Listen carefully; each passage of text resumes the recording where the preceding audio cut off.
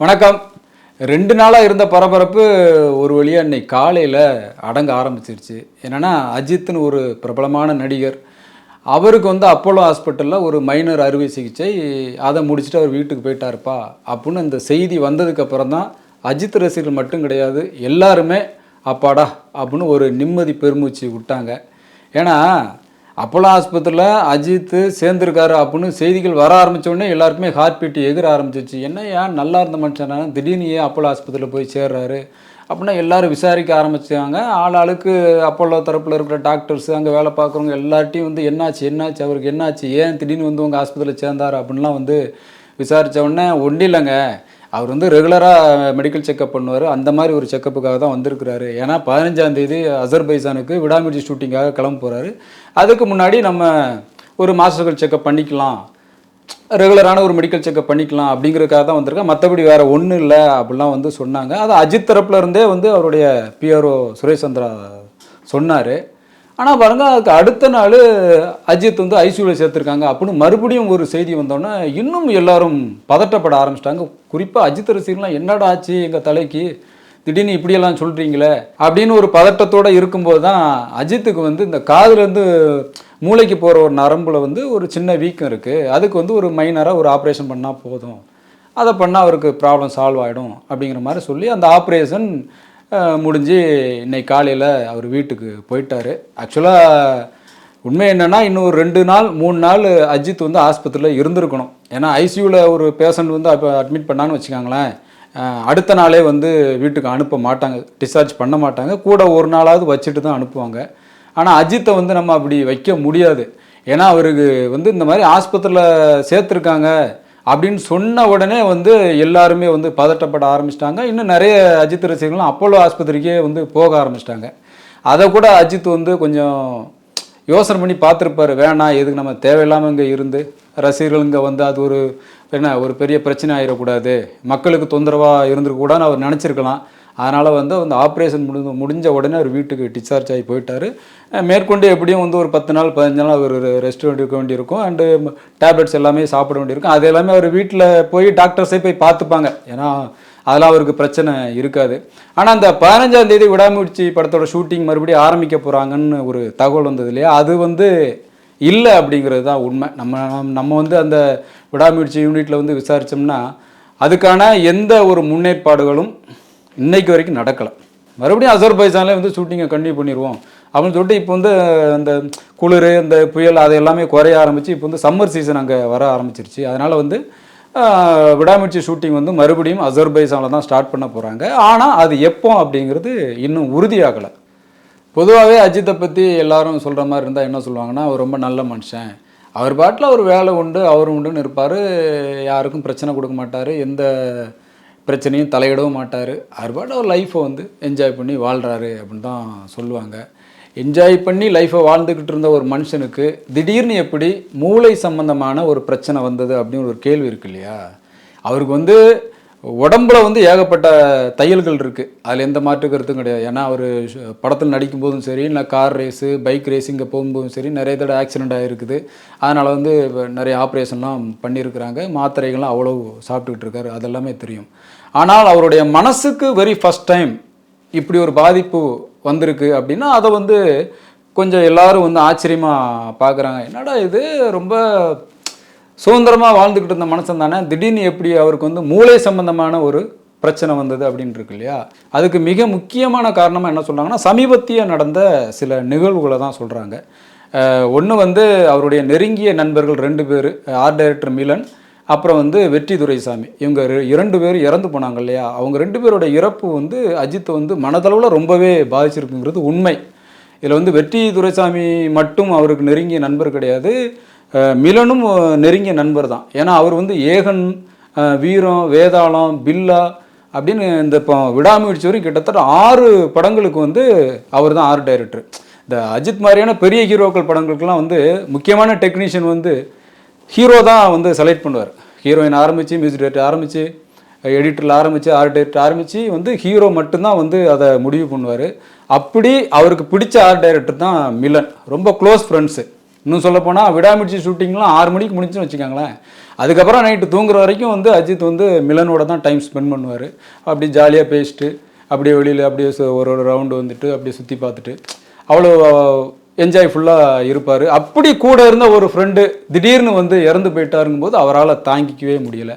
அதே மாதிரி வெற்றி துரைசாமி, இப்போ அஜித் வந்து ஒரு பைக் ரைடு போகிறாரு அப்படின்னா வெற்றி துரைசாமி இல்லாமல் அவர் போகவே மாட்டார். அது எந்த நாடாக இருந்தாலும் சரி, எந்த ஸ்டேட்டாக இருந்தாலும் சரி, இல்லை எந்த மாவட்டமாக இருந்தாலும் சரி, அவர் வந்து வெற்றி துரைசாமி இல்லாமல் போகவே மாட்டார். அந்தளவுக்கு அவரும் க்ளோஸ் ஃப்ரெண்டு. அவரும் திடீர்னு இறந்து போனது வந்து அஜித்தால் தாங்கிக்கவே முடியலை. அதனால தான் வந்து வெற்றி துரைசாமி இறந்தது கேள்விப்பட்டோன்னே காலையிலே 5-6 மணிக்கு அவரோட வீட்டுக்கு போய் அவர் அஞ்சலி செலுத்திட்டு வந்தார்.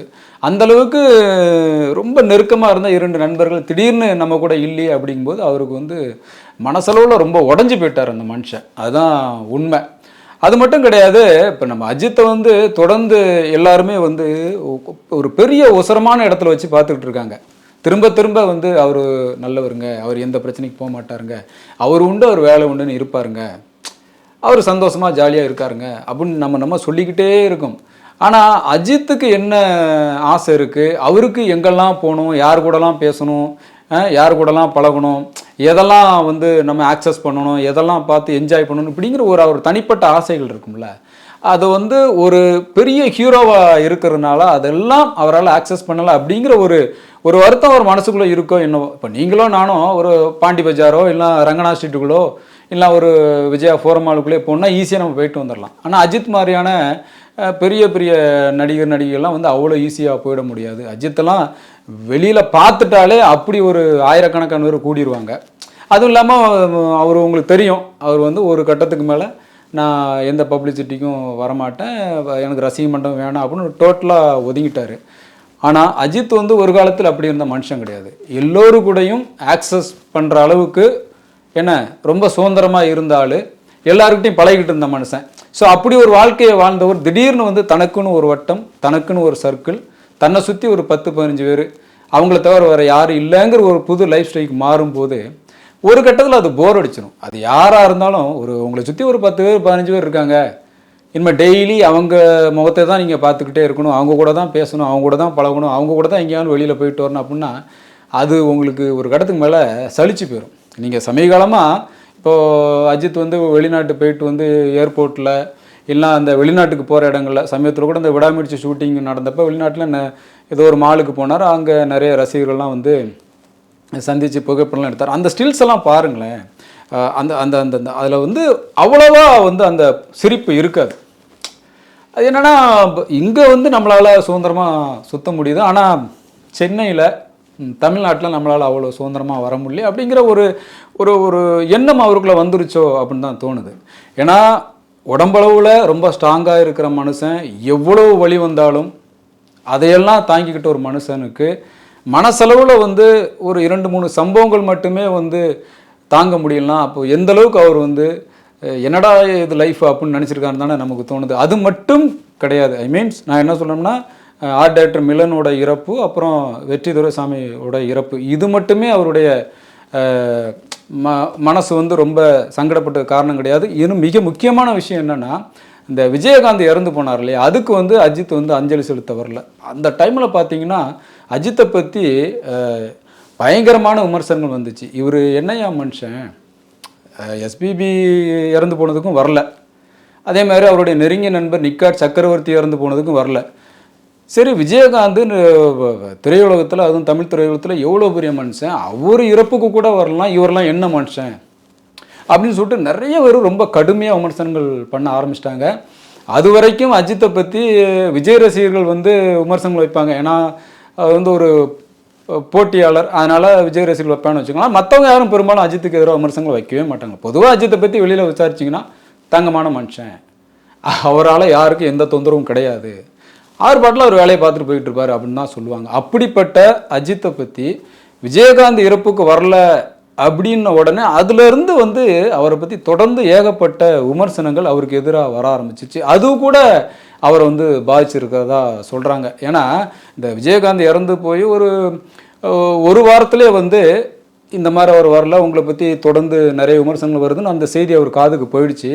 அதனால தான் அவர் வந்து அசர்பைஜானில் இருந்தப்போ கூட சென்னையில் விஜயகாந்த் ஃபேமிலியை வந்து கான்டாக்ட் பண்ணி இந்த மாதிரி அஜித் சார் வந்து அஞ்சலி செலுத்த வராரு, அதனால் எப்போ வரலாம், என்ன டைம் சரியாக இருக்கும் அப்படிலாம் வந்து அஜித் தரப்புலேருந்து விசாரித்ததெல்லாம் உண்மை. இதை கூட அவர் வந்து யோசித்து பார்த்துருக்கலாம். இதையும் அவர் மனசில் நினச்சி போட்டு போட்டு போட்டு அப்படியே வந்து என்னடா இது நமக்கு எதிரான விமர்சனங்கள் ரொம்ப ரொம்ப ஜாஸ்தியாக போய்கிட்டே இருக்கா அப்படின்னு கூட நினச்சிருக்கலாம்னு சொல்கிறாங்க. பட் என்ன இருந்தாலும் அஜித் வந்து அந்த ஒரு கிரிட்டிக்கலான சுச்சுவேஷனை தாண்டி வந்துட்டார். ஆஸ்பத்திரியில் வந்து அவருக்கான சிகிச்சைகள்லாம் முடிந்து இப்போ வீட்டுக்கு போயிட்டார். இப்போ நீங்கள் விடாமுயற்சி ஷூட்டிங்லாம் பார்த்தீங்கன்னா நடிப்பார், அப்புறமா வந்து சும்மாவே இருக்க மாட்டாராம். டக்குன்னு கையில் கேமரா எடுப்பார், அங்கே ஸ்பாட்டில் இருக்கிறவங்கள டக்கு டக்கு டக்கு டக்குன்னு ஃபோட்டோ எடுப்பார். அப்படி அப்படி அப்படி அப்படி எப்போவுமே வந்து மனசை வந்து ரொம்ப, அதாவது இறுக்கமாக இருக்கக்கூடாது, ஜாலியாக இருக்கணும், மனசை ரிலாக்ஸ்டாக வச்சுக்கணும் தான் நினச்சி தான் அந்த மாதிரி வேலையெல்லாம் ஸ்பாட்டில் செஞ்சுக்கிட்டு இருப்பார். ரெண்டாவது எல்லாருக்கும் மரியாதை கொடுப்பார். அந்த சின்னவங்க பெரியவங்க காசு இருக்கிறவன் இல்லாதவன் அப்படிலாம் எதுவுமே பார்க்க மாட்டார். எல்லாரையும் சார் போட்டு தான் கூப்பிடுவாராம். எல்லாருக்கும் ஒரே மரியாதை தான். அப்படிப்பட்டவர் திடீர்னு ஆஸ்பத்திரியில் போய் சேர்ந்துட்டார். யாருக்குமே எந்த தொந்தரவும் கொடுக்காத ஒரு ஆள், ஒரு நல்ல மனுஷன், அவர் வந்து ஹாஸ்பிட்டலில் சேர்ந்துருக்காரு அப்படின்னு எல்லாருக்குமே ஒரு பதட்டம் வந்துருச்சு. இன்னொரு அதிர்ச்சியான தகவலையும் சொல்கிறாங்க. என்னென்னா அஜித் வந்து துபாயில் வந்து வீடு வாங்கிட்டார். இனிமேல் அவர் வந்து படங்களை நடிக்கிறத கொஞ்சம் கொஞ்சமாக குறைச்சிப்பார். ஃபேமிலியோட துபாயில் போய் அவர் செட்டில் ஆக போகிறாரு அப்படின்லாம் வந்து சொல்கிறாங்க. இந்த செய்தி வந்து அஜித் ரசிகர்களுக்கு மட்டும் கிடையாது, காமன் ஆடியன்ஸுக்குமே ஒரு அதிர்ச்சியாக தான் இருக்கும். ஆனால் என்னென்னா அதுக்கு அவசியம் இல்லை. உங்களால் எத்தனை படங்கள் நடிக்க முடியுமோ நடிங்க. ஏன்னா நீங்கள் எத்தனை படங்கள் நடித்தாலும் இங்கே கொண்டாடுறதுக்கும் வரவேற்கிறதுக்கும் ஆடியன்ஸ் இருக்கிறாங்க. அதனால் நடிக்கிற வரைக்கும் நடிங்க. அதுக்கு முன்னாடி உங்கள் உடம்பை நல்லா பார்த்துக்குங்க அப்படின்னு தான் எல்லாரும் சொல்கிறாங்க. இந்த அஜித் நடித்த படத்துலேருந்தே ஒரு பாட்டு வரி வரும். என்னென்னா எல்லாமே இனிதான் நல்லா தான் நடக்கும் அப்படின்னு. அதே மாதிரி ஒரு வாழ்க்கையில் இனிமேல் நடக்கிறது எல்லாமே நல்லதாகவே நடக்கட்டும்.